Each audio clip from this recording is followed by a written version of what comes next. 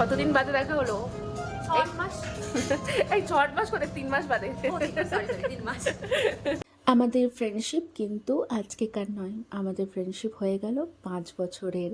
সেই লকডাউনের পর থেকে আমরা একসাথে জিম জয়েন করেছিলাম, সেই থেকে আমাদের পরিচয়, আর সেই থেকে আমাদের ফ্রেন্ডশিপটা এখনও কন্টিনিউয়াস চলছে। সোহিনীর বিয়ের পর আমার ওর সাথে এই ফার্স্ট দেখা।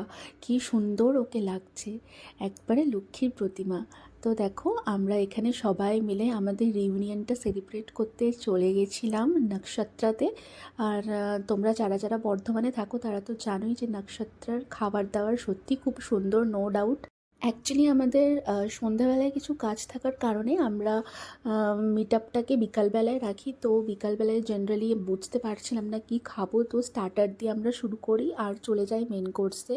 খাওয়া দাওয়া গল্প হই হুল্লোড় করতে করতে কখন যে সময়টা পেরিয়ে গেল বুঝতেই পারলাম না।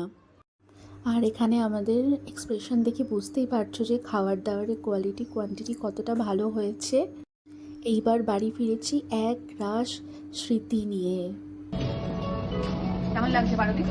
দারুণ। বলুমি কেন?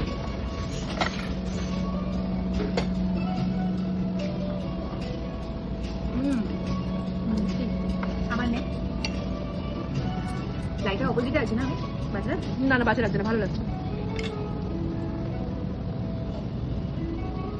আমি আবার চাটনি বাটনি খাই না। ভালো, দারুণ দারুণ।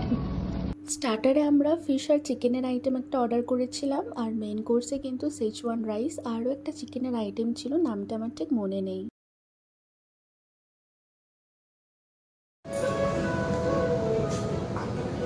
আমরা খেতে এসেছিলাম, খেয়ে রিল বানালাম, এবার আমরা যাচ্ছি। এই যে আমাদের লালপরি, ইনি কিন্তু বর্ধমানেই থাকেন, আর আমাদের সোহিনী ও কিন্তু ব্যাঙ্গালোরে থাকে, আর আমি থাকি পানিপাতে। তো আমরা চেষ্টা করি যখনই বাড়ি যাই তখনই একে অপরের সাথে যোগাযোগ করে তাকাও দেখা করার, বন্ধুরা। কিন্তু তা বাই বাই, আবার আসিব ফিরে।